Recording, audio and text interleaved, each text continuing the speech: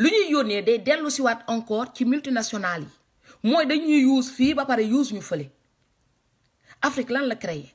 xool leen depuis le temps qu'on est en France le nombre de Sénégalais qui vont voyager qui vont au Sénégal qui reviennent qui vont au Sénégal qui reviennent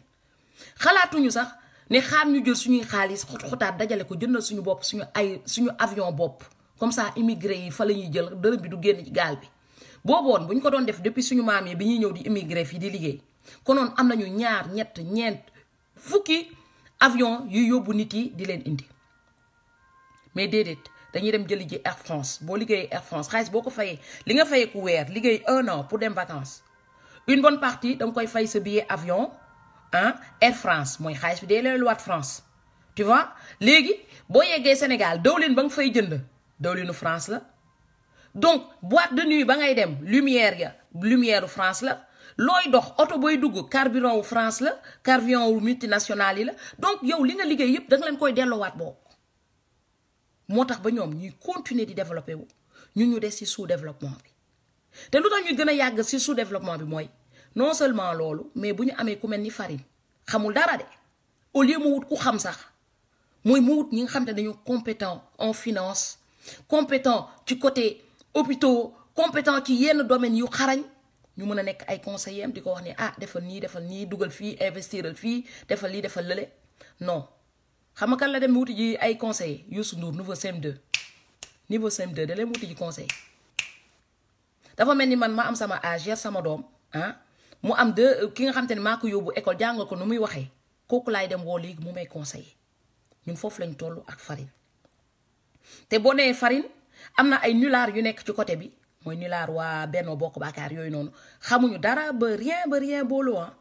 ils connaissent rien du tout ñoom ñooy ñëw fi di ko défendre non Farine institution la non Farine faut pas mais seen institution bu xamul dara dañ koy wax xamul dara wala mu wut même boo xamulee sax même si tu es nul man franchement du ma nullard ba pare di wut ay xaritu nullard ñuy ànd di gën di nullard damay nullard sax xool ki nga xam te ne il est un tout petit peu plus intelligent que moi nga xam te ne bu ma àndeex moom daf may indil njëriñ ma di ci puise ma di ci yokk samay xam-xam pour mën a avancer mais je peux pas être nul et avoir des amis nullards mooy du ñu mës a avancer tey loolu moo ñu dal dañu am benn président boo xamante ne président du dara benn nomination la mais buñ la nommé wee xam nga bul ne man maa gën a muus damay wut ay dof yu nekk ci ma rangale leen ñu di ma voteel non buñ la nommé wee da ngay xool ñi nga xamante ne gën nañ la muus wala muus nañu sax nga def leen niveau moyen comme ça ñu mën a tirer le pays vers le haut là on vous tire vers le bas parce que tubaab bi xam na ni ñun yeewooguñu ñun lépp ñoom ñoo koy yóbbu balaa nga xam ne ñoom ñëpp ñoo koy yóbbu Fatou Badji maa ngi leen nuyu bu baax a baax waa nuyul ma waa Gambie donc même Yaya Jammeh bi nga xamante ne Gambie la nekkoon compétence am demeewuloon noonu Yaya Jammeh xamoon na ni immigré yi di xaalis ñoom da leen doon def en sorte que du leen signaler nu ñu koy wax sauf-conduite parce que Yaya Jammeh même il était plus intelligent que lui du leen signaler sauf-conduite parce que danaan bu leen signaler sauf-conduite xaalis ba doon dugg ci dëkk bi dootul duggati donc du signaler kenn sauf-conduite comme ça xaalis tubaab bi di ñëw di dugg ci dëkk bi. am na fu mu leen tane woon parce que Gambie seen monnaie la ñu am même bu seen monnaie amul leen njëriñ sax amal nañ seen monnaie avec un commerce libéral mooy chacun se débrouille mais ñun mënuma wax ban catégorie lañ ñuy qualifier ban catégorie te xam nga tubaab man lu ma neex ci tubaab bu amee benn dof boo xam te ne un fou rentable il vit du ko internet tubaab bu amee un fou rentable da koy jël tey ko ci wetam mu koy gën di jox xaalis moo tax ji ngeen tey jii boo demee tey xool naa Le Monde nee nañu ni Farine def noonu la xam nga ñoom ni Farine def ñoom duñ ko def seen dëkkan mooy tricher élection xool ku la neex nga jox ko carte d'identité carte électeur mu voté ku la neexul du am carte d'électeur ñu jël waa village bi yóbbu leen ñu dem voté ji beneen village bi ñoom loolu amul seen dëkkan mais bu amee suñu dëkk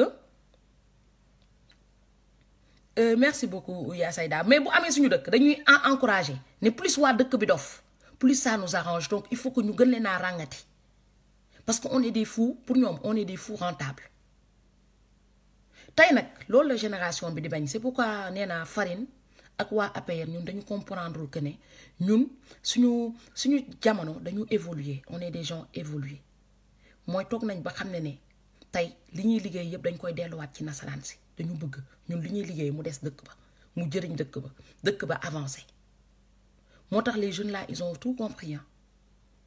tey Farine boo demee ne got xam naa instant bi man je comprends Farine dama xam ay affaire am tànkam ba balaa mu doon falu dafa dem wax ak got moom pour moom got a ko falan Farine pour moom got moo ko fal moom psychologiquement dans sa vie dans sa petite tête de psychopathe moom il veut se mettre coûte que coûte got moo ma fal got moo ma fal got moo ma fal kon damay dem remercier got yow got falu la parce que got du fal tricheur yow bu fekkonte ne got moo la fal da ngay jox ñëpp seen carte électeur ne teg naa lépp ci loxo yàlla bu boobaa boo faloo boo demee ne merci got dala naan jaaraama liggéeyal waa dëkk bi mais yow nga sàcc élection yi manipuler élection yi manipuler électorat bi ba mu neex la tu pars tu vas dire merci à got man dama foog ne Farine dafa foog ne got day nelaw got ne dort pas Farine yow yaay dormir yow la sa cerveau di dormir mais got il dort pas li ngay def yëpp got gis na ko mais je reviens aux gens de la diaspora il faut qu'on s'organise il faut que ñu organiser wul le maximum bu ñu bëggee tey li ñuy yónnee tey bu subaa ñu toog mu jëriñu mais Sénégal ñoom ñu mën a jëriñ seen bopp il faut qu'on s'organise il faut que ñu def organisation bi nga xamante ne tey bu mu am iñaan bu mu am triant parce que bu ñu nee organisation rek nga gis triant yëpp seen furuk farax yi di bouger na waa de toutes les façons un mois bu ñëpp joxee 200 000 euros man bu ma ci jëlee bu ma ko détourné dinaa ci am kër non tey tubaab xam nga lan moo tax mu tane ñu parce que tubaab ñoom ñëpp bu ñu booloo saytu dañuy def pour ñëpp jógandoo non pas wut kuy la nax moromam ne man maa gën a muus sama morom damay yéeg ci kawam tey da ngay gis ñu bëri ils ont envie d'aider les Sénégalais mais Sénégalais boo ñëwee di ko dimbale financièrement nga ne da nga koy dimbale danaa sama dof mi naa wut nu ma koy naxee tey il faut que ñu génnee mentalité boobu noonu de truand d'exploiter son prochain ñu teg ko de côté ñu jiital li nga xamante ne moom la waa Pastef jiital mu nekk le patriotisme l'amour de son pays buñ ko jiitalee mooy lépp lu ñuy def dañ ciy def le maximum pour que Sénégal mën a avancer avancer vers l'avant je peux vous dire que en un an si on s'organise mën nañ am suñu wërsëg union bopp l'argent que ça produit on peut construire des grandes surfaces yoo xamante ne tey jii xaalis ba dëkk ba lay yem grande surface yoo xamante ne produit locaux lay doon et qu'on le surveille contrôle phytosanitaire ñu contrôler lépp ba mu jaar yoon c'est très facile ñu concurrencer aux gens très très facile loolu tolluwuñu fii sax ñun waa diaspora il suffit tout juste qu'on mette en place des structures bien structurées yoo xamante ne tey day def ba xaalis bi ñuy fay waso union mu des si ñun boo calculer 200 000 par mois je peux dire par mois ku ci nekk dina fay au minimum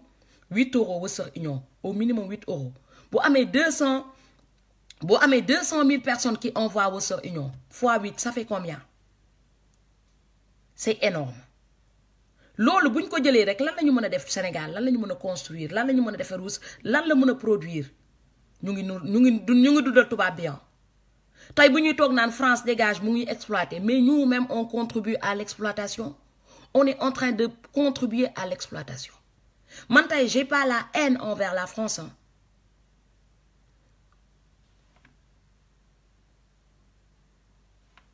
j'ai pas la haine envers la France man j'ai pas la haine envers la France par contre benn affaire rek mooy renforcer mon courage je me dis que eux ils vivent ils essayent de maintenir la dignité même de leurs pauvres même ñi nga xam te ne dañuy dund SDF France fii ils font tout pour que ñu téye seen dignité humaine ñun tey notre rôle c'est de maintenir la dignité humaine des Sénégalaises des Sénégalais mooy dignité bu ñuy permettre ñun ñu leen di yónnee pour ñu bañ a am pour ñu am lu ñu lekk dignité boobu la ñu war a jéem a maintenir mais comment le maintenir cette dignité pas nga maintenir ko tey suba xamoo suba yàlla la suba maam mun na dee tey ñi ma doon dundal tey du ma leen mën a dundal suba ñooñu ils vont se retrouver comment à faire la manche par contre bu ñu fi defee ay plan d'action yoo xam te ne c'est concret nous les gens de la diaspora qu'on s'organise di nga monde bi c'est tellement moderne yéen wane ngeen exemple ba nga xamante ne tey farine li muy sàcc élection yëpp nous on a pu le gérer en Europe moo tax fii nii diaspora bi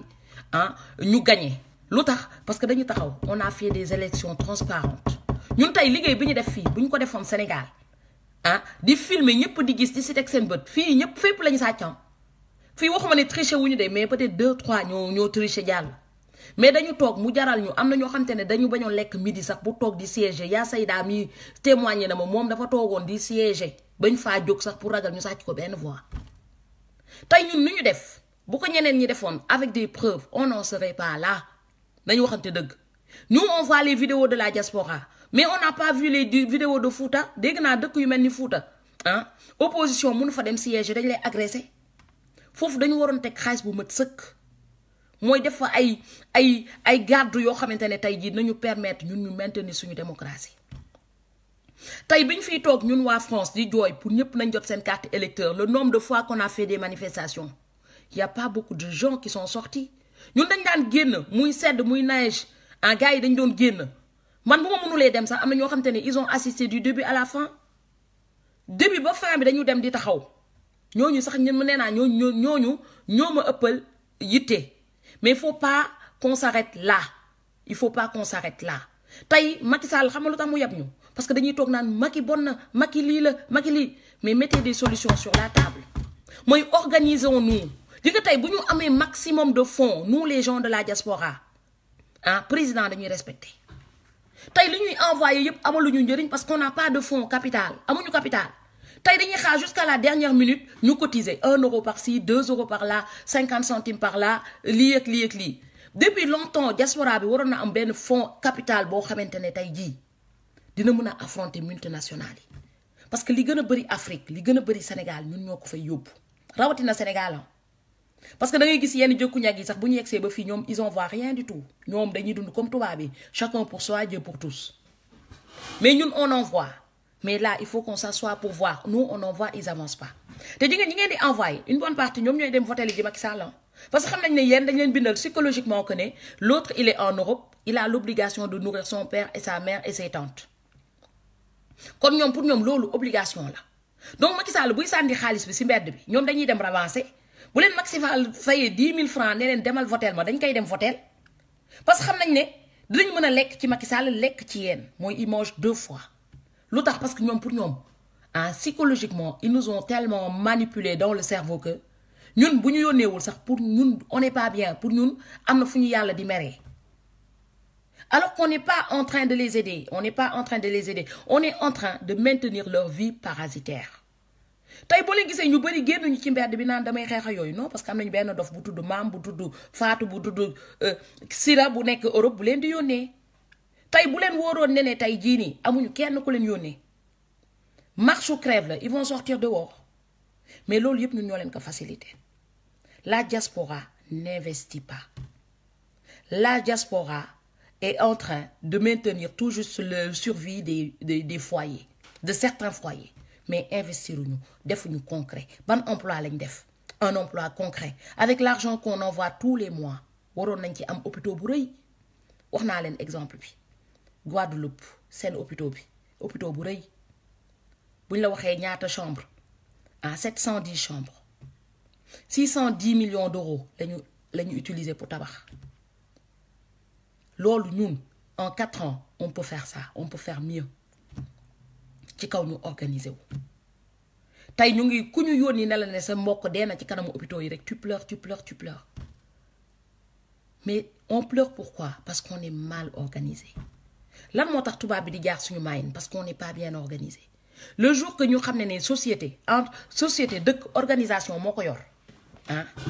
bu boobaa dañuy avancer à vive allure tey vous voyez Kémi Séba di yuuxu fu nekk muy dem naan France dégage génnee leen ñu franc CFA mais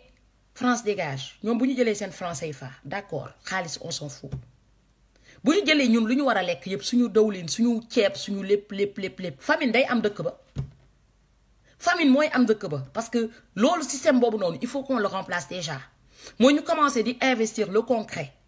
ñoom bu ñu gisee ne commencé nañ leen di concurrencer tey jii sénégalais bu conscient wee di boutique bii nii ay sénégalais ñoo fay liggéey doon ay patron doon ay employés ah dina ne ah boutique bi gën ci dëkk bi de ay sénégalais ko moom mais tey du boutique bi gën ci dëkk bi bu leen faut pas vous leurrer ah moo nekk Auchan moo nekk ñoom lu ñu fa indi parce que amagul ba léegi jusqu'à présent loo xam te ne c'est local lu ñu leen tegal luy remplacer wala lu leen di concurrencer te concurrencer Auchan lu gën a yomb la parce que li gën a bon Europe la leen di indil muy lekk muy produit tout ce qui est mauvais il vous le ramène mais entre le pire et le moins pire on a toujours tendance à choisir le moins pire moo tax ñëpp di dem ci Auchan tey lu may woo waa diaspora bi ñu organiser wu c'est qu'avec une bonne organisation bien structurée qu'on va contrer ce gouvernement mafieux tey boo leen bëggee xeex mafia il faut que ñu am finance il faut ñu am xaalis bu dëgër bu takku ñu ne lii diaspora sénégalaise ñoo ko am seen compte mooy ñépp a ko bokk nga xam te ne bu ñu bëggee tànn suñu président dañ koy jël suñu xaalis bi nga xam te ne moom lañ jël ñu financer suñu président bu ñu bëggee tabax école on prend notre argent on construit noonu la ñu defaree dëkk tey il faut que ñu teg des choses concrètes il faut qu'on se bat concrètement parce que tey ñi ñu jiite ils ont une mentalité archaïque très archaïque macho archaïque loo xamante ne tey jii ba pare méchant bu fekkonte ne da nga nul ba pare sax gentil sax ñu mun a wax parce que on peut discuter ñu bëri ñu ngi naan opposition bi nañ dem discuter ak Farine mais Farine il est nul et il est méchant xam nga tey da nga koy gis même dans son langage de la vie courante il est méchant buy wax tu sens la méchanceté la haine quand tu gouvernes avec la haine le peuple même a peur de parler avec toi tey opposition bi ils ont pas envie de parler avec vous avec Farine ils ont pas envie parce que nit ki tu sens la haine buy wax da ngay gis ni kanam gi di sensé xam nga man sax dama doon gis sax man dañ ma naan boo ñaawee sax boo ci boolee rafet tuuti boo ci boolee reetaan sax xam nga dina xaw a nëbb ñaawaay bi mais le gars il est comme Mam mais en même temps il est méchant mooy boo gis kanamam mais tu vois que l'horreur comme dans les films d'horreur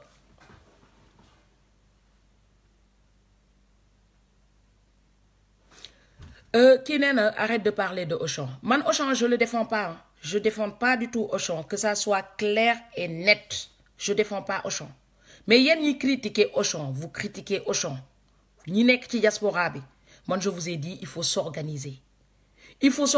dàq Auchan c'est une chose très très facile tey bu ñu ñëwee concurrencer leen ñi nekk ci mbedd bi yëpp ñi nekk ci dëkk bi yëpp di dem di jënd ji ci produit locaux yi kenn dootul demati Auchan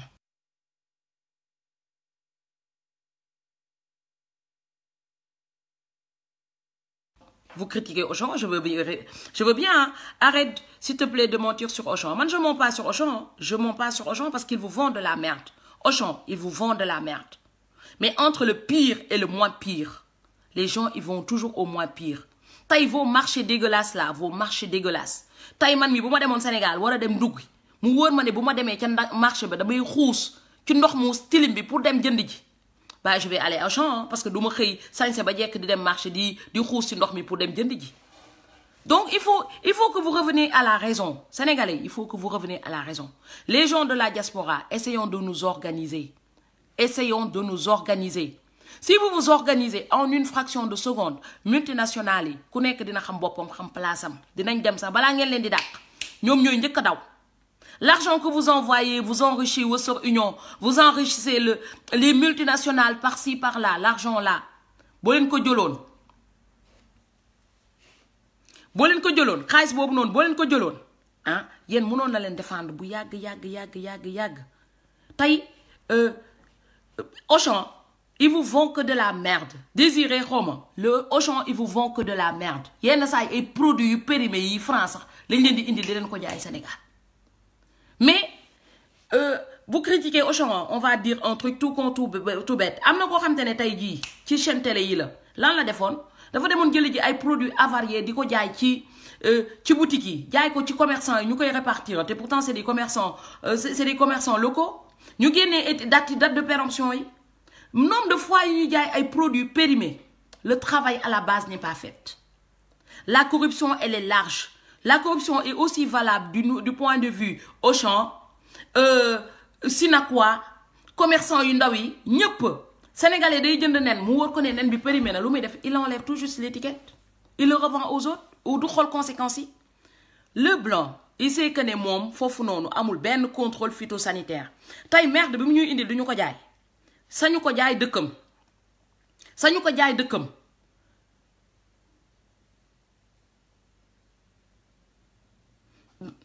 Merde bu mu ñuy indi dañu ko jaay sañu ko jaay dëkkam il ose même pas le vendre ici parce que fii magasin ici boppam dañuy am contrôle phytosanitaire ils sont contrôlés le contrôle est indépendant à l'État mooy ñu munti nekk multinational mais ñiy contrôler dañuy def seen travail ñun Sénégal contrôle bi demeewul noonu aussi bien ci Auchan que ñun ci local yi c'est pareil la corruption elle est large vous êtes manipulé sur toute la ligne tegati nag waa UNACOIS lu ñuy def jënd ceeb nëbb ceeb bi ba mu périmé ba nga xam te ne ceeb manqué na du moins ah ba prix bi yokku te c'est des Sénégalais ah ñu génne ceeb bi di ko jaay encore plus cher pour exploiter les autres Sénégalais malheureux le nombre de fois qu'ils l'ont fait tout est question d'organisation on est mal organisé on est là que pour pointer du doigt l'autre mais nous il faut que on s'organise le jour qu'on s'organisera le jour qu'on va s'organiser et qu'on prendra tout en charge, même l'argent que je vous dis là, aider même les pauvres mamans qui sont dans les marchés, tu vois, à pouvoir avoir des places bien, concurrencer Auchan, du point de vue hygiène, du point de vue qualité produit, parce que qualité produit du doy. Parce que pour amé qualité bu baax nga gis Auchan revend la même chose moins cher nga wut bi gënaat boobu donc il faut que ñun ñi nekk ci diaspora bi ñun ñi nga xamante ne on est conscient de ce qui se passe au Sénégal et qu'on a envie de les aider il faut qu'on se regroupe qu'on rassemble nos économies au lieu d'enrichir les multinationales qu'on essaye de mettre en place des solutions soit pour aider le petit commerce parce que le petit commerce aussi on peut toujours l'améliorer tey kii mu ngi naan am na ay boutiques yoo xamante ne des boutiques locales oui il y a des boutiques locales il y a toujours eu des boutiques locales mais ces boutiques locales là on les appelle pas des grandes surfaces ndax fii France am na ay boutiques locales am na boutique mbagg yi naar yi yore am na petite surface am na grande surface tey on veut rentrer dans le monde moderne tubaab yi xam nañ ne tôt ou tard nous on va rentrer dans le monde moderne parce que ce qui se passe là-bas on a envie de le vivre chez nous ñoom ils se dépêchent pour mettre les pions ils se dépêchent pour mettre Auchan ils se dépêchent pour mettre parce que xam nañ ne ñun amaguñu idée wu ne balaa tubaab bi duñu defal Auchan on va mettre des magasins qui ressemblent à Auchan même superficie où tu trouves tout tu vois avant que Auchan arrive tey balaa Auchan doon ñëw ñun ñi immigré yi bon man je m'en veux man parce que balaa Auchan doon ñëw ah j'étais en France donc balaa Auchan doon ñëw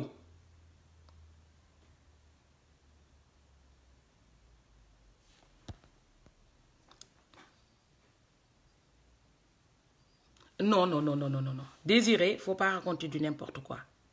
tubaab bi def nañ ko ba lan moo tax les produits qui vont bientôt périmer waxuma périmer hein bientôt périmer pourquoi ils l'amènent à la Croix-Rouge déjà pour donner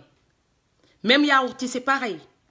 après toute règle a des exceptions am na ñoo xamante ne peut-être aujourd'hui nu ñu koy waxatee pas vu pas pris buñ la gisulee mënuñu la jàpp mais en cas de contrôle tu payes.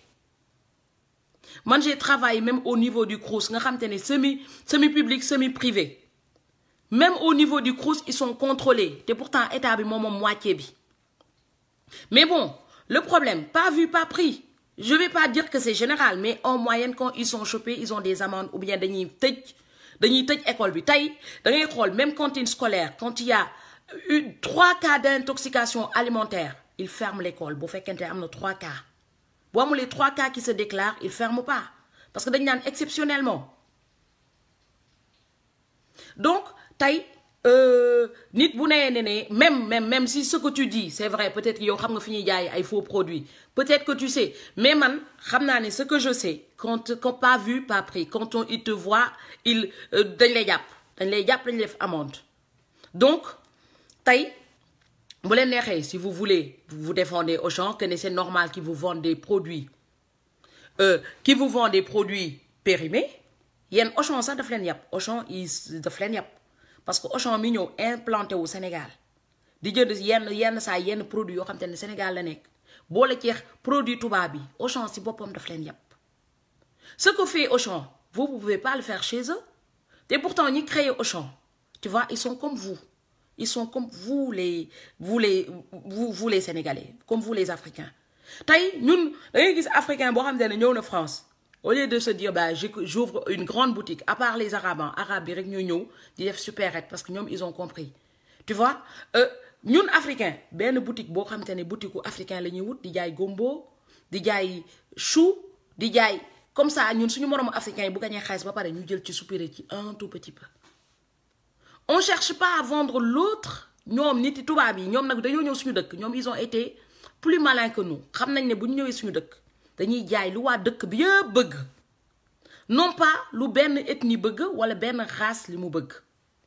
comme ça ñu mën a jëlandoo xaalis waa dëkk bi yëpp ñun foofu la ñu utee commerce tubaab ak nit ku ñu tey sax le débat non n'est pas là man nee naa le débat c'est même pas je dirais même pas que le débat c'est entre Auchan ou pas. Mon débat, aujourd'hui,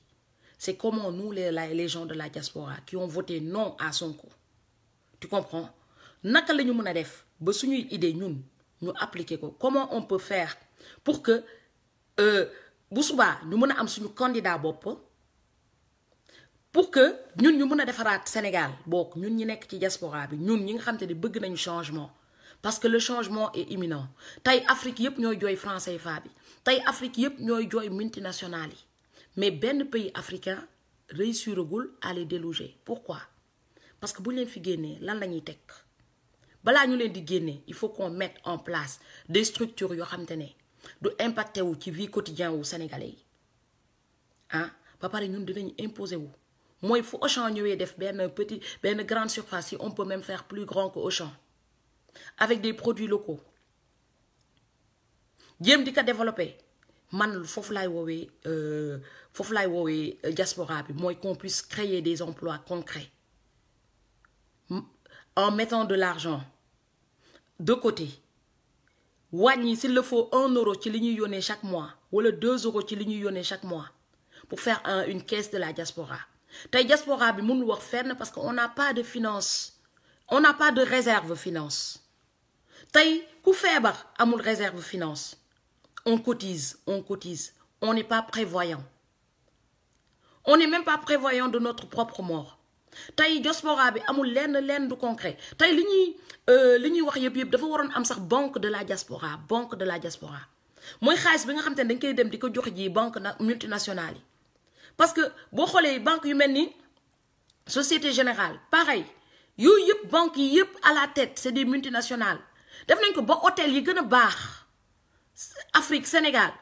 accord hôtel multinationales yi ñoom Bolloré ñoom ñoo ko moom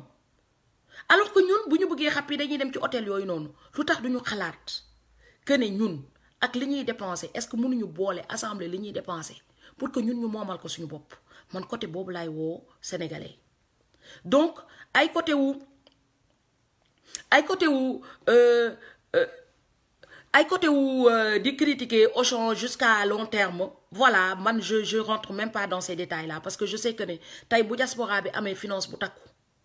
tay bu ñu mëne taxaw financièrement affronter Macky Sall tay Macky Sall waru ñu won jaar fenn tay lan motax on peut pas contredire loin on n'a pas assez de finance il faut le dire tay waron nañu mëna am finance bu takku bo xamantene tay bu farine jëlé élection yi sacc ko ñu mëna taxaw riposter fay suñu avocat yu xarañ ñu ñëw taxaw ana xaalis bi on l'a pas mu nekk ben problème tay néna carte électeur yi depuis bien avant nous on n'a jamais eu un accompagnement concret de la diaspora il y en a jamais eu tay bu ñu né banque pareil suñu xaalis on le lapide on les renvoie l'argent qu'ils nous payent il faut l'accepter tay il faut que la diaspora s'organise. Organisation nak dafa laaj ay normes tay organisation buñ fi mënti def il faut que ñu am expert comptable pour xol est-ce que li diaspora bi di financer est-ce que c'est rentable ou c'est pas rentable combien on peut mettre du nga ñëw rek maam ne na ku nekk cotiser 1 euro rek ñu jël 1 euro dugal non dañuy wut expert comptable bien organisé ben bo xamantene tay fu sénégalais fu Macky Sall violer les droits de l'homme diaspora bi dina am fond boo xam te ne day jóg taxaw diaspora bi dina am accès ci rajo yu bëri tey boo gisee diaspora sénégalaise amuñu accès si yenn rajo multinationales yi parce que ñun non seulement on est sectaire on n'a pas d'argent di nga monde bu ñu toll nii quand t'as pas d'argent qui n'a rien n'est rien si tu veux t'imposer il faut avoir de l'argent tey bu ñu bëggee imposer wu du point de vue Macky du point de vue multinational yi il faut qu'on mette de l'argent sur la table tey bu ñu toogee ne non multinationales yi baaxuñu ñun ñoo gën a amal sénégalais yi njëriñ non ñun ñoo leen gën a amal njëriñ ci li leen di dundal bés bu nekk mooy jënd ceeb jënd dawlin te bu ñu feebaree liggéeyuñu njëriñ boobu day wàññeeku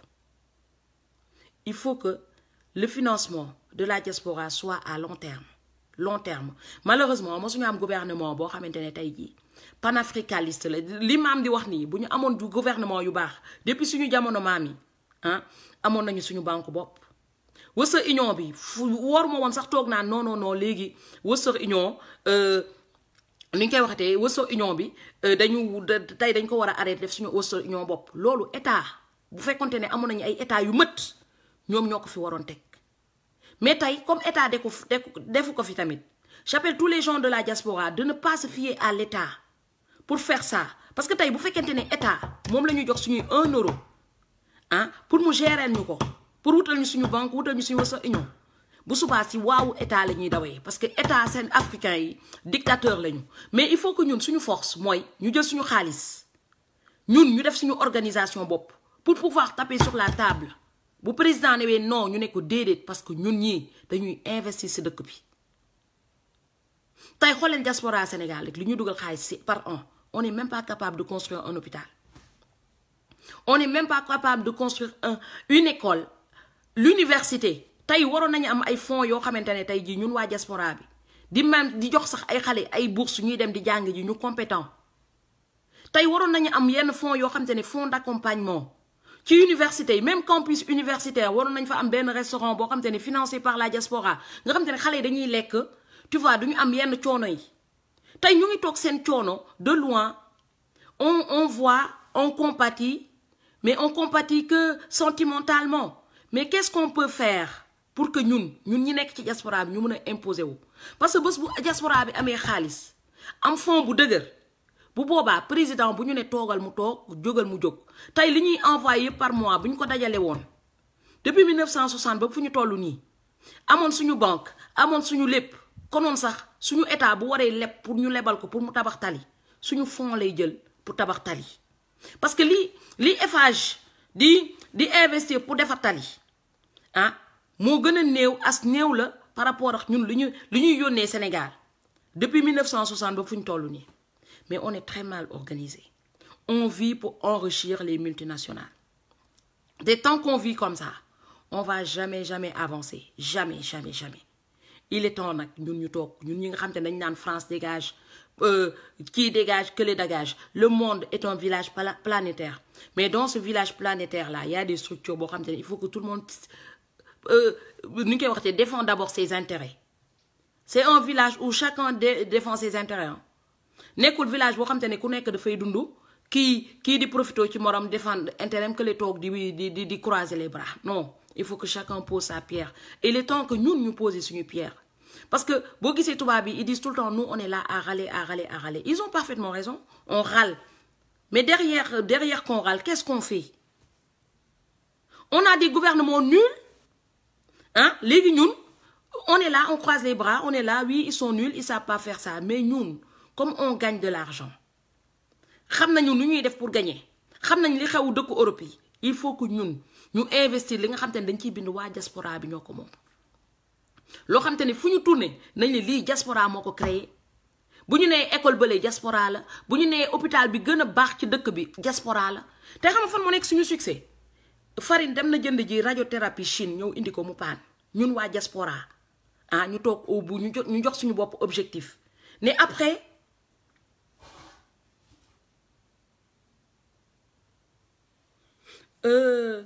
aussi c'est tu sais un projet personnel c'est pas comme un projet collectif parce que tey bu ñuy dem personnel quand on va solo si on y va solo ah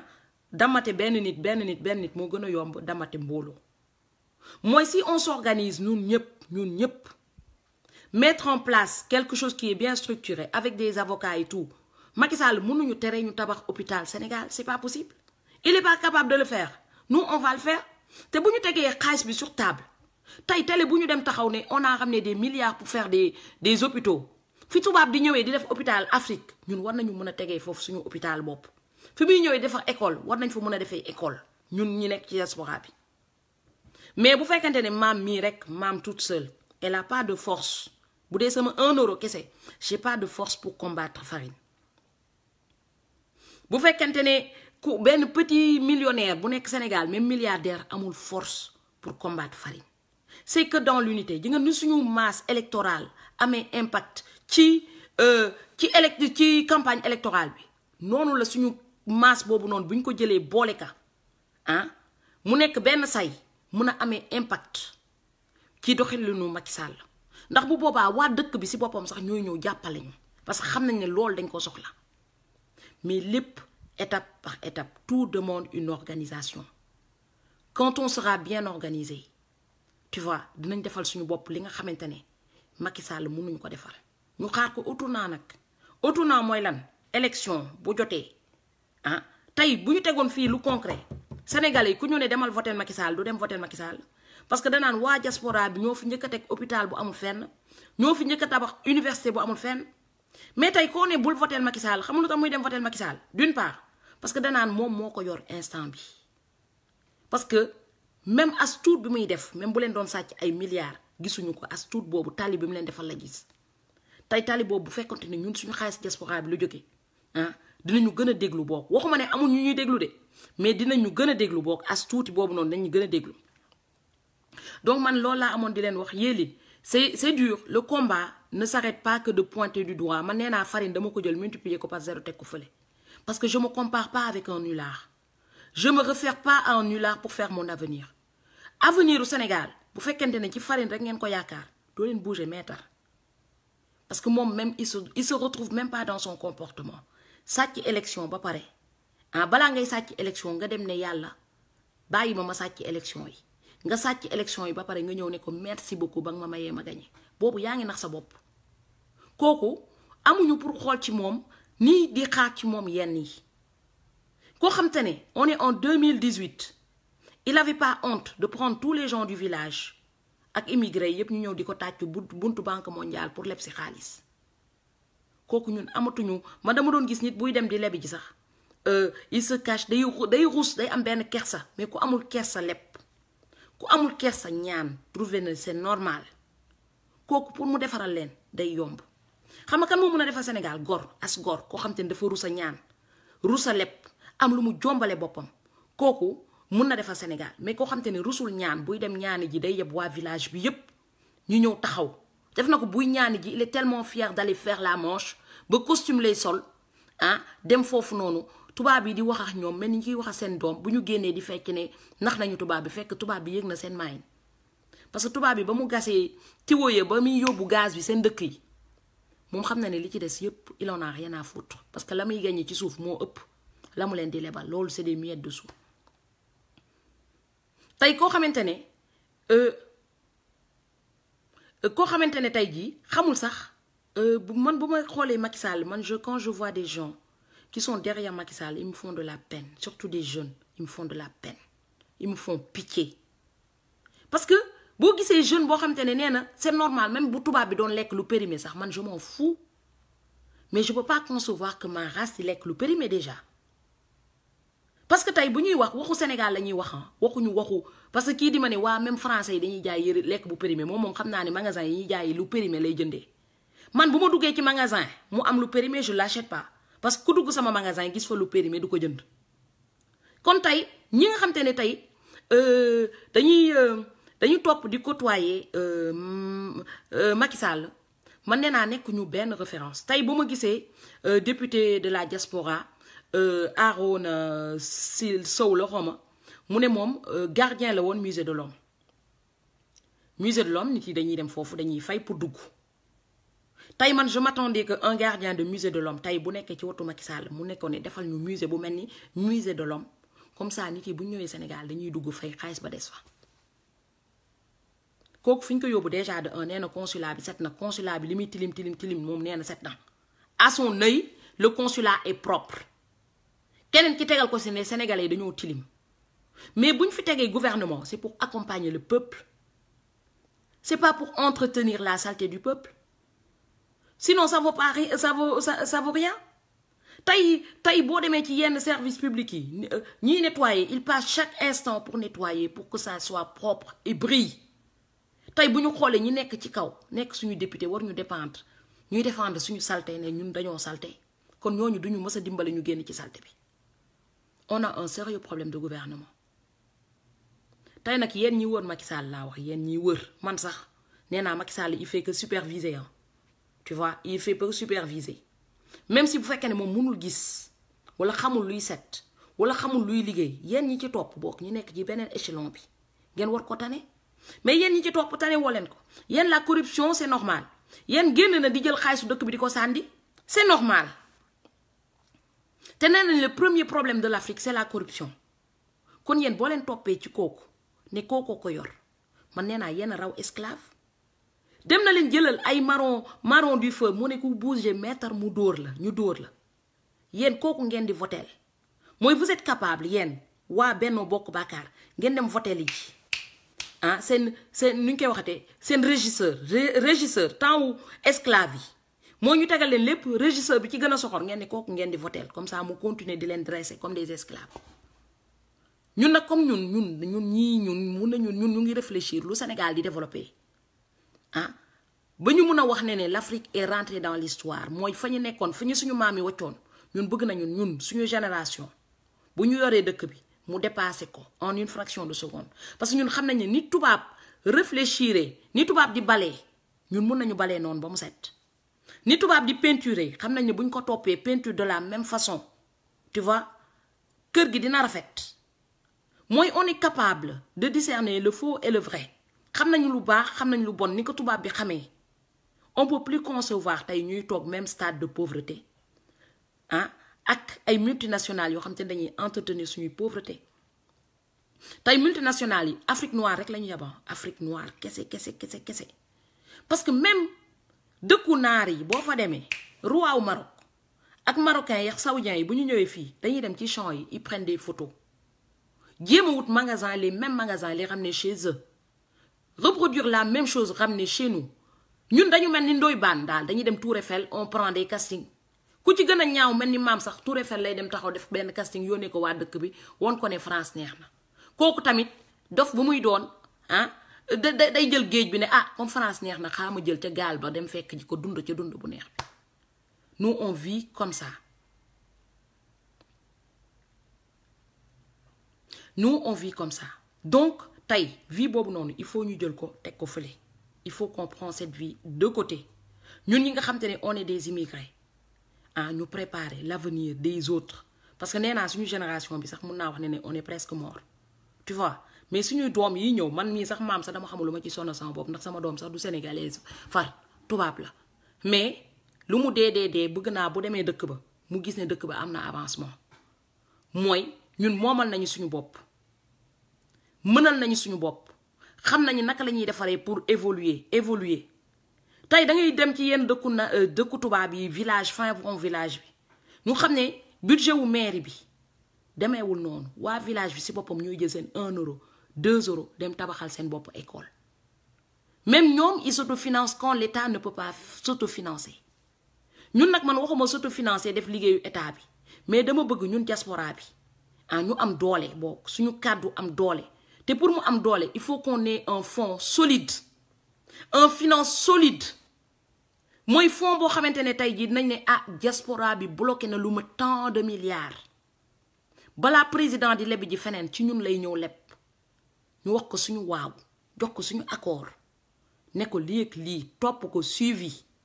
ñu toog ci gouvernement bi am suñu kàddu lu baaxul qu'on puisse taper des tables tey def nañ ko ba ñun ñi nekk ci diaspora bi dañuy élural ay députés yoo xam te ne nous on les a même pas choisis ñun xamuñu leen sax ils ont jamais parlé avec le peuple ñu une bonne partie xamuñu dara tey Farine day gis benn mbokkam boo xam te ne amul fii liggéey mu nommé ko député diaspora koo xam te ne kee nee na gardien la woon 1500 euros la doon fayeeku lu ma gën a li gën a garaaw mooy il touché 1500 euros nee na ñun lay arrangé bokk ñun waa Sénégal ñun ñi ko jox salaire u député de 2 millions muy 3000 euros nee na ñun lay arrangé bokk ñun yokk nañ salaire am de mais moom nee na ñun lay arrangé bokk député boobu noonu man j'étais choqué yoo xam nga ne boo nekkee gardien ñu jox la député mais yéeg nga échelon yow ñi la jox député ñoom ñoo lay arrangé mais moom nee na amouru dëkk bi mais je sais que nettement que c'est pas l'amour du pays c'est parce qu'on lui a donné un salaire on lui a proposé un salaire supérieur à ce qu'il gagne avec des privilèges mun di dem di ñëw moo tax mu bàyyi liggéeyam boobu tey nag nee naa kuy créer emploi Farine mënul créer emploi yéen waa APR xamoo leen luy créer emploi parce que ku mën a créer emploi du mel ni Farine jël lu mat 3 fonctions jox ko frère am jël consul itinérant consul itinérant au Sénégal Talla Daaf mu nekk 5e conseiller maire u Mantes-la-Jolie kooku mënul nga ko wàcc ca conseiller ba nga xool ka amul liggéey ca dëkk ba nga jox ko sax itinérant di nga wàññi benn chômage ci dëkk bi non la connerie humaine n'a pas de limite chez les noirs mooy dañuy toog naan emploi amul nga jël liggéey yi nekk ci dëkk bi yëpp jox ko say mbokk ñii am nañu ñaar ñeenti fonction ak i chauffeur da ngay gis koo xam te ne pour dem 12 bi 2 pas la sax day wut oto bu koy yóbbu 2 pas parce que l'argent c'est pas son argent ngeen foog ne Sénégal dina avancer noonu avec une mentalité arriérée ñu nekk APR di dugg ci page yu jàmbur quand les gens cherchent des solutions pour au moins résoudre le problème des Sénégalais parce que tey jii problème mu Sénégalais la ñu war a résoudre parce que bu ñuy xaar fii Farine du ñu mës a am hôpital bu jekk bu ñuy xaar Farine du ñu mës a am école bu jekk mooy école bu mel ne nasaraan si bu fekkee ne Farine ngeen di xaar doo leen ko mës a am parce que des gens yoo xam te ne ils sont pas ambitieux def nañ ko ba seen doom yi xalaatuñu ne seen xel bu gàtt que ne bu ñu tabaxoon école bu rafet comme école américain yi avec on a déjà des professeurs qu'il faut xaalis ba ñuy fay américain yi muy nekk ci école américain yi xaalis boobu Sénégal lay des ñoom ils imaginent pas que loolu buñ ko defoon rek mun na contribuer ci économie dëkk Mimi Touré doomam école américain yi Macky Sall doomam école américain yi Khalifa Niass doomam école américain yi ñoom ñëpp toute une liste école américain yi xaalis boobu fu mu jëm Amérique ñoom xalaatuñu ne xaalis boobu ñuy fay par an buñ ko dugaloon ci école sénégalais yi amélioré ko dërëm bi dina des ci dëkk bi te dëkk bi dañu am école yu rafet mais ñoom seen xel yeggu fa mais man sax mun naa wax ne ñooñu sax seen égoïsme je peux comprendre mais les gens pauvres comme nous population lambda bi dem di leen voter man ñooñu lay blâmer damay tëb Farine de damay ñëw ci population lambda bi nga xam te ne ñoom ñoo nekk ci seuil pauvreté bi ñu ngeen rangale pour ñu dem voter Farine ñooñu lay blâmer non pas Farine parce que l'égoïsme même peut-être c'est humain mais ñi leen voter ñooñu lay xalaat ñooñu rek laa yërëm moo tax ñu bëri ils vont dire non je suis pas d'accord vous ne serez jamais d'accord yéen waa APR vous ne serez jamais d'accord avec moi parce que munoo leen fi indi benn solution yéen amoo leen solution def na ko ba Sonko dafa trouver le mot il a trouvé le mot la solution tu comprends yéen vous n'avez pas de solution il a vu que ne yéen depuis ngeen nekk fi lu dul yàq bokkoo pàccoo dëkk bi ak waxeet amoo leen solution yéen ñu indi leen solution ngeen ne déedéet bëgguñu solution ñun kon yéen dañ leen di arranger yéen waa APR dañ leen di arranger ngeen di déranger effectivement il a volé les élections de 1 Macky Sall il a même pas volé il a triché déjà il a triché dañu waxante dëgg parce que il faut que les choses soient claires et nettes il a triché en confisquant des cartes d'électeurs mu nekk benn c'est tout un ensemble de 2 ni ñu koy waxatee jour élection bi mu changer lieu de vote yi c'est une deuxième façon de tricher mooy changer les lieux de vote c'est une deuxième façon de tricher troisièmement mu dem gonfler électorat wam dem ci ay dëkk yu mel ni Mali que ni ñu koy waxatee Mauritanie dem jëli fa ay électorat pour ñu ñëw renforcer électorat wam c'est tout un ensemble après nag am na quelques dof yu ko votel il y a eu des cons qui ont voté pour lui il faut le dire am na ñi nga xamante ne tey dañ ko voteel am na ñoo xamante ne dañ ko voteel parce que da leen fay am na ñoo xamante ne dañ ko voteel parce que seen tante moo nekk député wala seen tante moo nekk ministre wala seen yaay moo ko voteel c'est tout un ensemble tey bu ñu nee vol moi je dirais même pas il a volé et il a triché pour gagner c'est les deux voler et tricher mais en plus renforcé par quelques nit yoo nga xamante ne et développement au Sénégal yi teelu leen fenn bu ñuy wax développement sax amuñu ci moo mooy waa Benno Bokk Yaakaar fu ñuy toog di décider il faut faire comme ça pour développer le Sénégal ñooñu amuñu ci moo ñoom xamuñu lan mooy développement vous savez pas ce que c'est que le développement yéen waroo leen nekk droit waroo leen am droit à la parole parce que xamu leen luy développement yéen foog ngeen ne développement mooy ñu defaral leen benn musée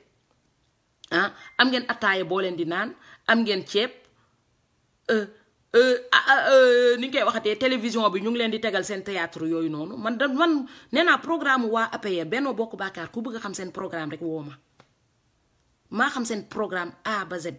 am na catégorie boo xamante ne bu ñu xëyee ci bureau yi la ñuy dem di wayaan mooy genre ñoom Mamor Mbaay xam nga ñooñu bu ñu xëyee ci bureau yi la ñuy dem di wayaan ñu am dépense moo tax ñooñu ku falu rek la ñuy àndal après yenn am na yeneen catégorie yoo xamante ne tey jii ah ñooñu ñoo gën nekk neex a ñor di jour veille élection lañ leen di jox 5000 francs wala jour élection ñoom loolu rek lañ ciy gagné bu ñu paree dellu seen misère. am na ñoo xamante ne moom fu farine amee comme ñi nekk France ñoom programme bi lañ am moom mooy neex a ñor yi nekk fii ñoom SMS la ñuy am fii lay jaar ñu dem fekk ji ko fële lay jaar ñu dem fekk ji ko. tey boo gisee ñun ñu am sañ-sañu toog wax ak Macky Sall lu ñu xalaat c'est parce que ñun xaaruñu Macky Sall pour lekk xaaruñu ko pour naan ñun meluñu ni waa APR yi nga xamante ne bu ñu xëyee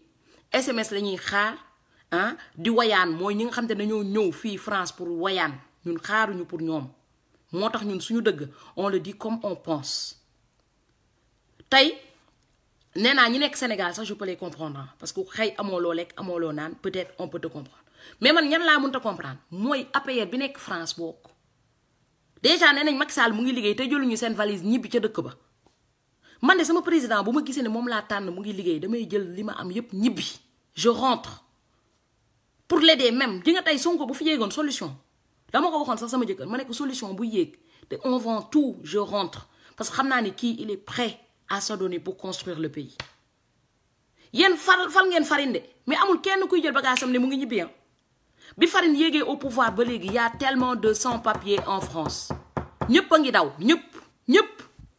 def ngeen ko yéen ñi fal Farine sax yàkkamte ngeen mu jox leen passeport diplomatique ba ngeen immigré que vous immigrez vous les yéen ñi fal Farine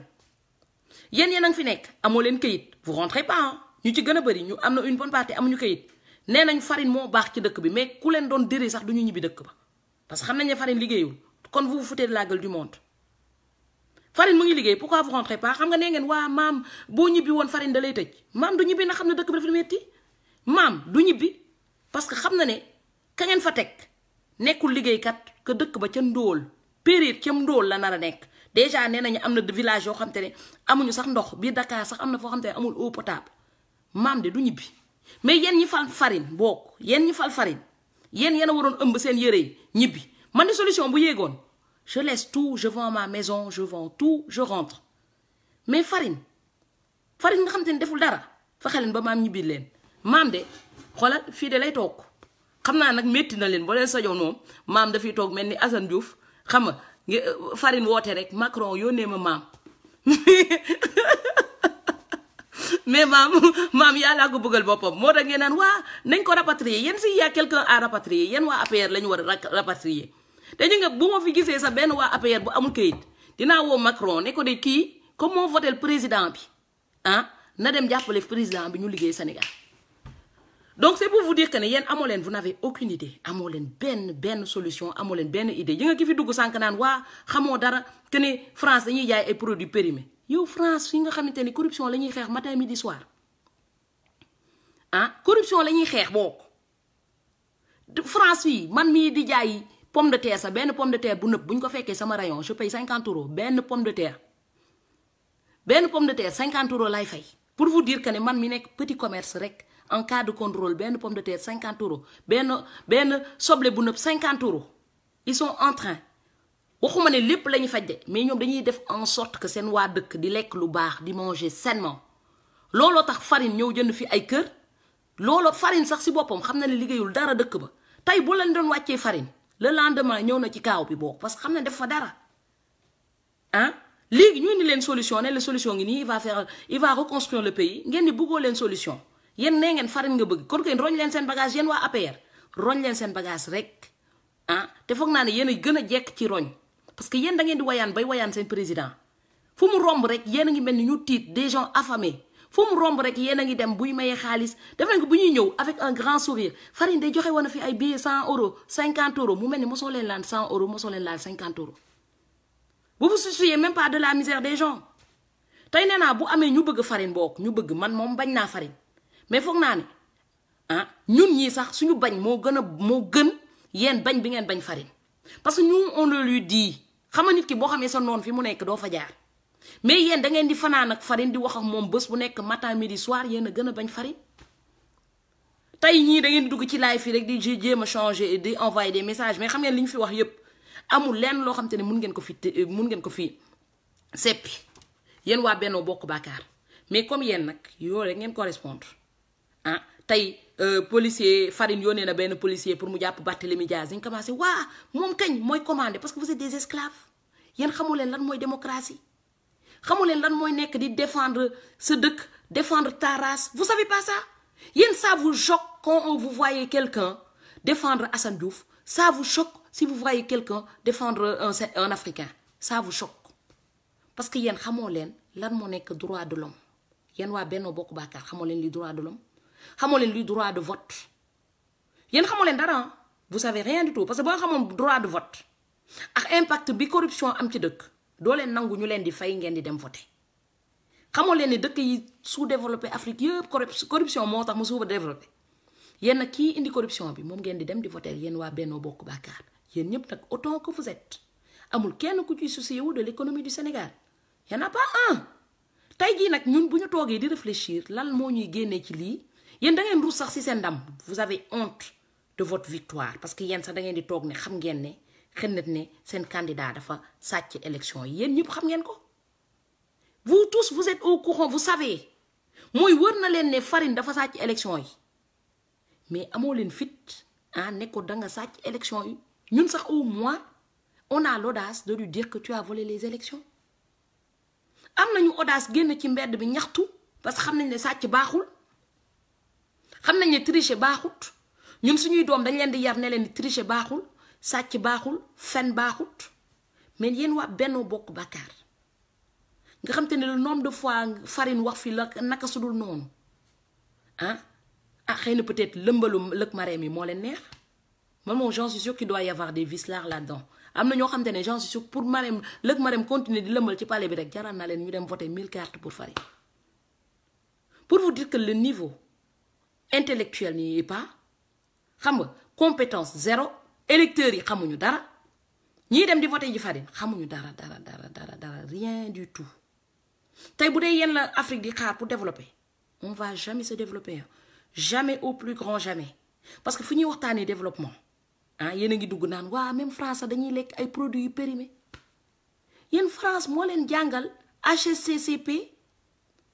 ah génne leen date de péremption yi ñoom ñooy génnee ba ne bii date wax bii date bu ci yemee lekk bi day nëpp man nen bu nëpp de France laa ko xamee nen fii laa ñëw gis ne nen dafa am date de péremption pour vous dire que ne ñooñu nga xam te ne dañuy xool ba ci li ci gën a précieux ba ci produit de ménage dañ ci def date de péremption buñ ci defee date de péremption mooy yow mii di jënd da boo xoolee date bi gis ne dafa périmé mun nga dem sax porter plainte magasin ba def nañ ko ba pharmacie sax boo fa jëndee benn affaire feebar ci mun nga dem porter plainte dommages et intérêts voir un gars de APR dugg sama live dinaan même France dañuy jaay ay produits yu périmés man je me demande ban France la dëkk ban monde la dëkk wala xëy na peut-être fa nga xamante ne ay pauvre kese ñoo fa nekk te même fi pauvre yi nekk sax tubaab yi sax dañoo respecté ak yelleefu pauvre yi amul pauvre amul riche amul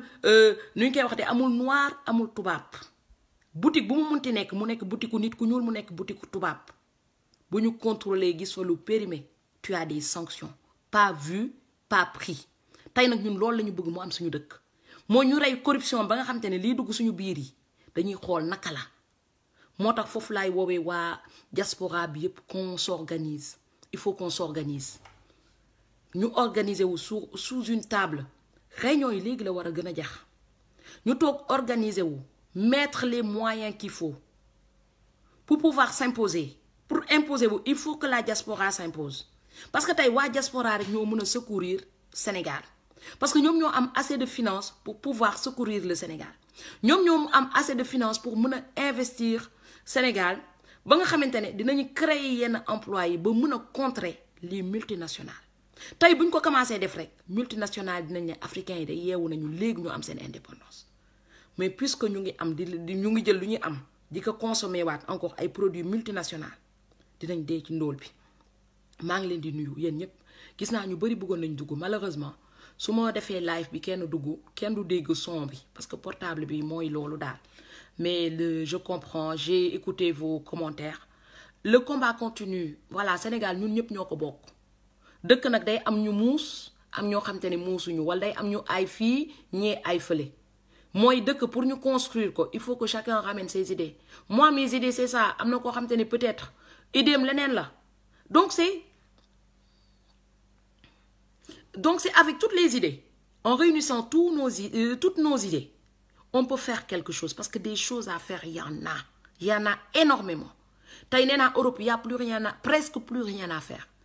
les routes sont construites il y a des immeubles il y a mun naa wax ne lépp presque tout est parfait presque tout est parfait lu dul améliorer ñun ñoo war a defar il faut que ñu def en sorte que xaalis bi ñuy gagné mu mun a des dëkk ba mu mun a defar lu baax a baax a baax a baax Ferlo maa ngi leen nuyu bu baax voilà di leen jaajëfal di baalu ak tamit ñëpp parce que xam naa ne maam sonal na leen dama ne woon bu farine wàccee solution ñëw dootuma fi toogati di kebetu voilà on va rentrer et construire améliorer génne mettre les personnes qu'il faut à la place qu'il faut arrêter triandage bi parce que le triandage est énorme tey Sénégal Afrique triandage bi moo ñu reyan ku ci nekk mu ngi wut a triandé tey ji nga maam dina génne bii idée suba dina gis kenn koo xam te ne day gaawantu def benn litchi cotiser 1 euro en une fraction de seconde mu récupérer ko dem defar ji ay soxlaam dina faju de mais soxla Sénégal fa mu nekkoon lay dëju ba jusqu'à présent donc loolu la ñu war a bàyyi bokk nañu def ñun ku ci nekk mu arranger comportement tous les jours mooy ku ci du koo xam te ne loxoom yemuloon bokk mu jéem a yemale loxoom loolu moo mën a defar Sénégal parce que mënuñu di critiquer farine par rapport ak entourage am bi nga xam te ne ñoom ñëpp ay triant lañu il faut que nous notre entourage ñun ñi nekk ci diaspora bi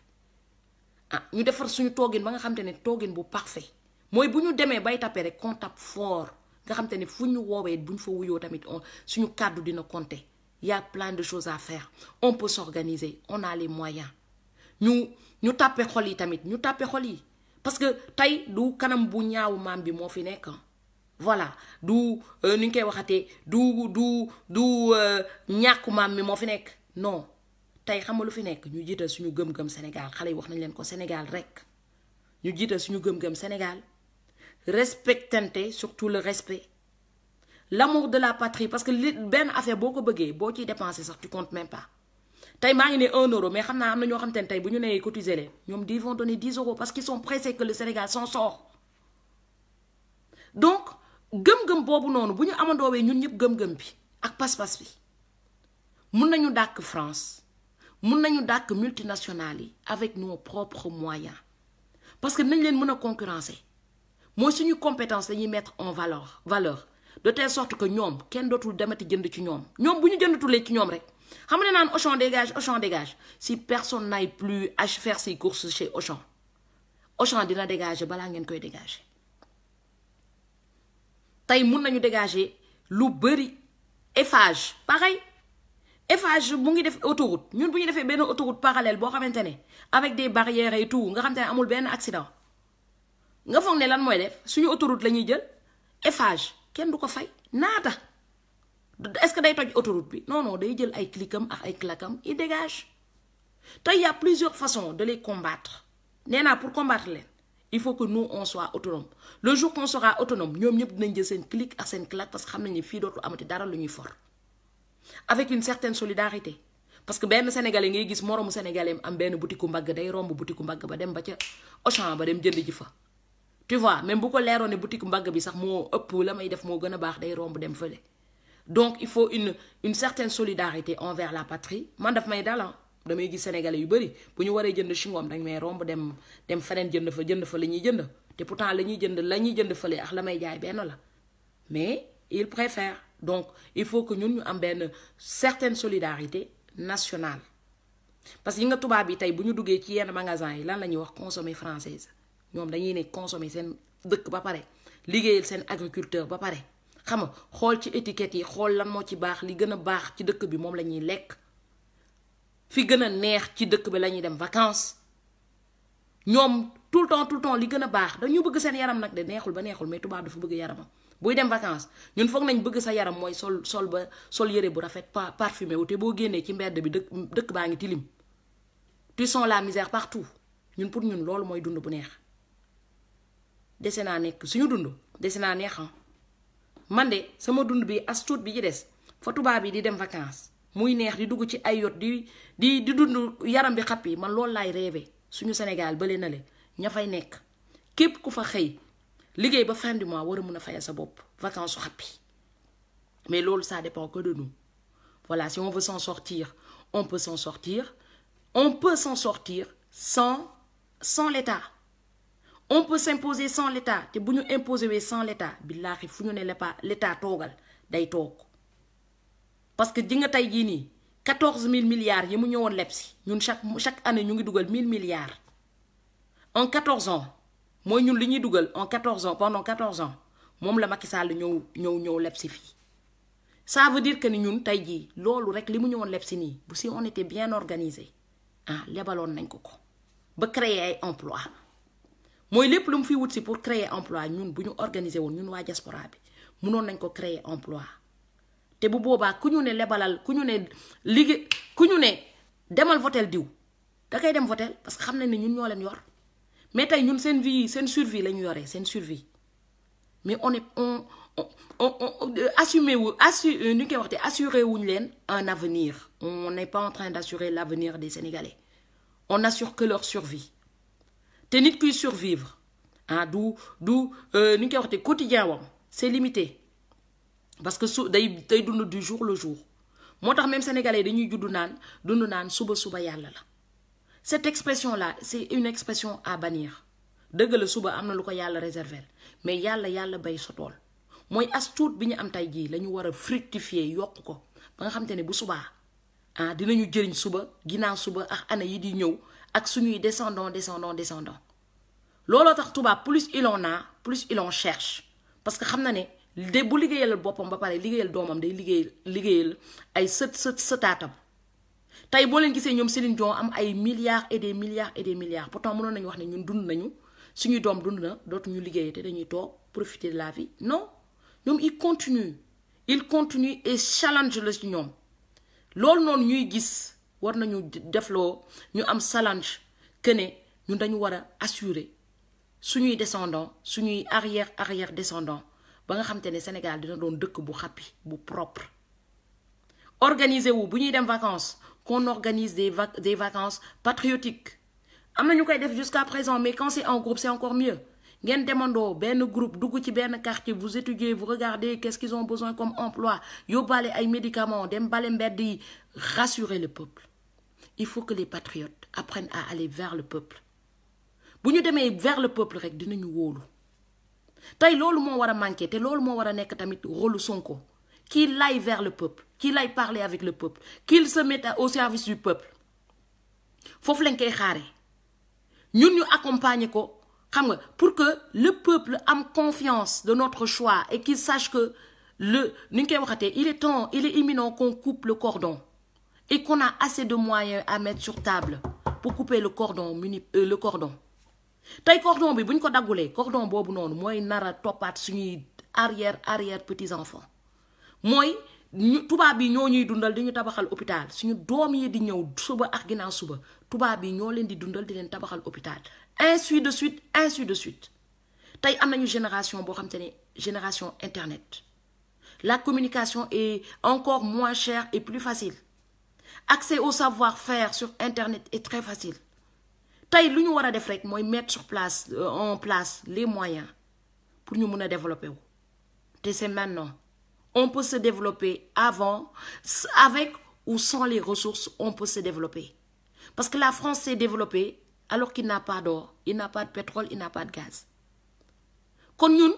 nee naa avec or ak pétrole ak gaz qu'on oublie qu'avec tout juste nos moyens de bord buñ ko tës-tësee mun nañu développer d'une façon phénoménale maa ngi leen di souhaiter yéen ñëpp une bonne fin d'après-midi voilà Anna maa ngi leen nuyu bu baax a baax Mia Baykara maa ngi leen nuyu donc le combat continue il faut réfléchir il faut que ñuy def ay groupe de travail donc mes idées sont là hein. Les autres auront peut-être des idées meilleures on prendra toujours le meilleur de nous-mêmes pour un Sénégal meilleur voilà avec les gens qui veulent se développer hein. Moi je parle pas des gens d'APR les gens qui veulent se développer les gens qui croient au développement ñi nga xam te ne tey lu leen seen envie leur envie c'est de voir le Sénégal se développer leur envie c'est de pouvoir se développer avec leurs propres moyens voilà man je vais pas dire que j'ai les meilleures solutions non awma meilleure solution je dis que ce que je pense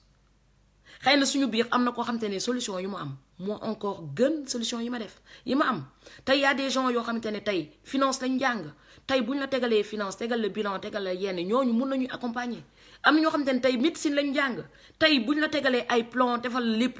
ñi def énergie solaire pareil ñi def énergie solaire on en a besoin tey am nañu soleil te on n'a pas assez de lumière comment il faut faire le savoir-faire y est il faut tout juste rassembler les puzzles pour un Sénégal meilleur